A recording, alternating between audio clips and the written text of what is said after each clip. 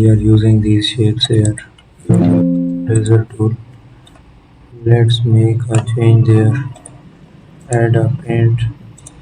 I will select a different color to paint on the upper side of the shape. So there I will change another. Use the razor tool in the center. So let's made it, and here we will use the razor tool. Under it I will change a color again. So we will find it, make a paint there. I will use an eraser tool. So thank you for watching my video.